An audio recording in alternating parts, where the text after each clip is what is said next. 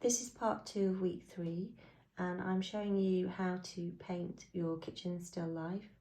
The first thing I would like you to do is to wet your background. So we're going to do a wet in wet graduated wash on the background, and I'm using a yellow ochre mixed with rose madder to have a sort of pinky hue. And I'm using a brush which is roughly, I would say, about 1/2 inch, a flat square brush. And I'm going to go from the top in a very thin watery wash, because this is just going to be your base. And I'm going to graduate another glazed layer over the top of it.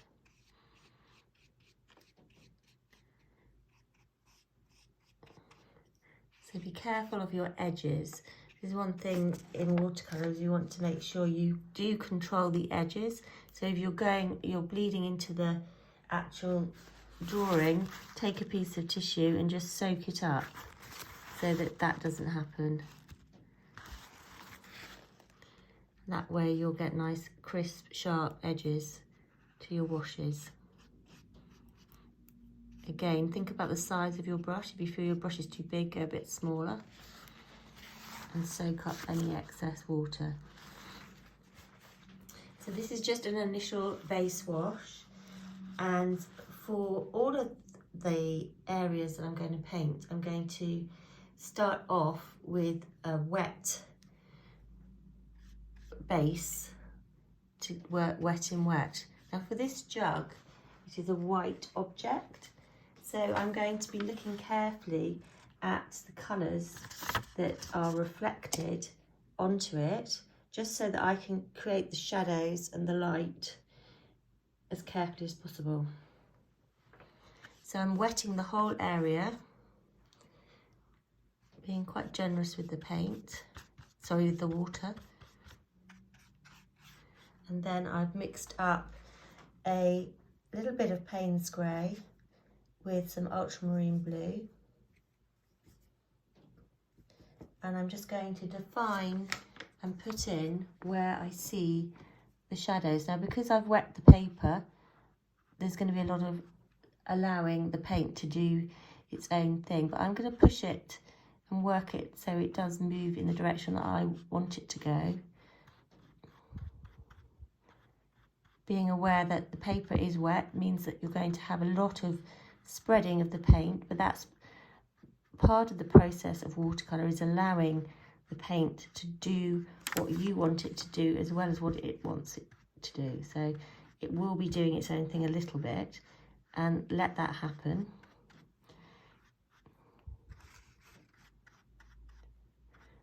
Remember to leave areas that are really in the light without any paint at all, and think as well about the tonal qualities where you want the darker areas to be placed, and make sure your paint is slightly stronger and more intense. Again, remembering this is just your initial first layer of paint.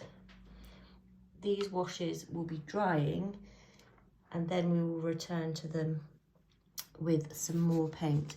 So I'm just, on all areas where I see shadow, on the white cup and the jug, I'm placing this mixture of Payne's grey and ultramarine blue, and I'm literally just placing it down where I see the shadows. All the pattern detail will come in after, when the paint is dry.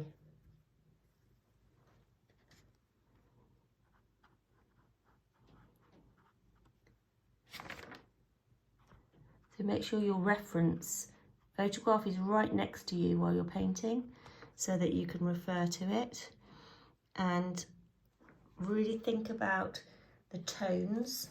Where are the darkest areas? Where are the shadows? And place those in with a more intense colour or tone of that colour.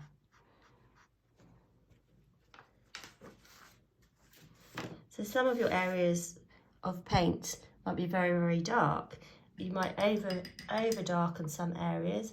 You can wet your brush and you can just lift out with a wet brush or with a tissue if you feel you've gone too dark.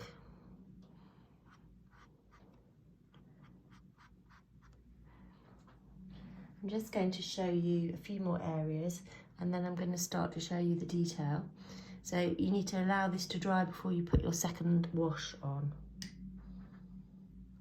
Remember as well that you're going from light to dark with watercolour. I'm just going to put a little bit on the foreground here.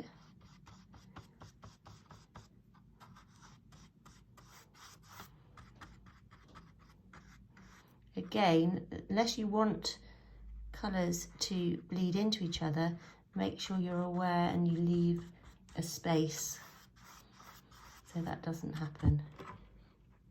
And lift up any areas where you see bleeding.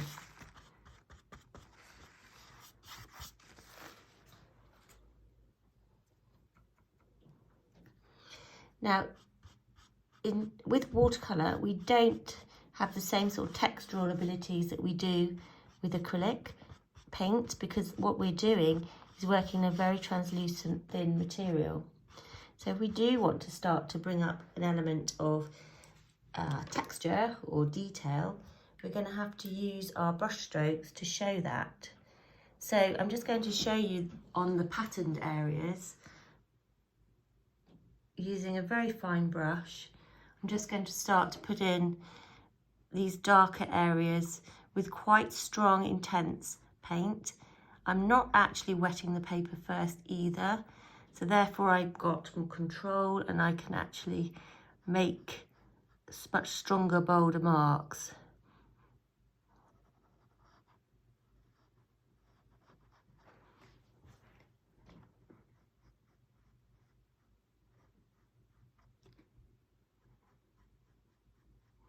The only thing I am going to do is vary the tone. So where light is coming in on the pattern, I'll put in a lighter tone. What you might want to do with your underpainting is to dry it with a hairdryer, and then you can move on to the next stage more swiftly. So it is a matter of choice, or you may want to have another painting to put to one side to work on while you're waiting for certain areas to dry on your first piece. So some areas will be wet and very sort of loose, and some areas will be much more carefully controlled and applied. You also, if you wish, if you need to get some masking fluid to put down where you've got white areas that you don't want the paint to touch, to use that. More fluid areas, you're going to use possibly a wax candle if you want to.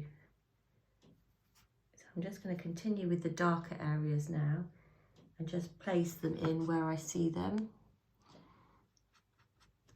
And because I've already drawn out using a black liner pen, I've got some quite clear negative shapes that I'm going to paint in just to show where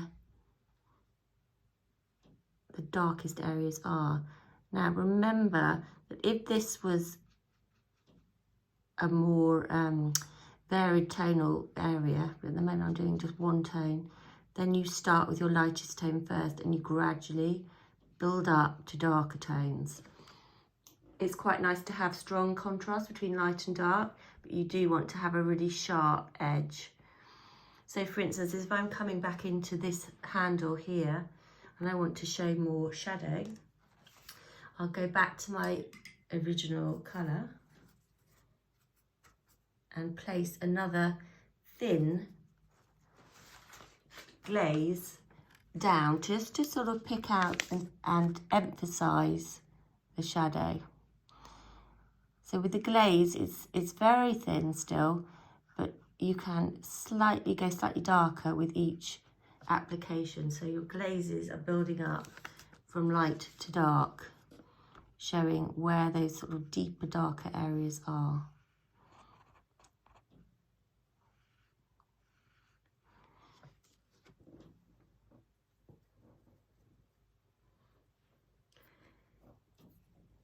So some of your edges will be soft and some will be sharp and hard. So you're going to have some areas being allowed to just literally let the paint flow. In other areas, you want to really sort of sharpen up those edges and show really crisp shadows, sharp shadows. The same with the pattern that you're painting. You will want that to be nice and sharp as well.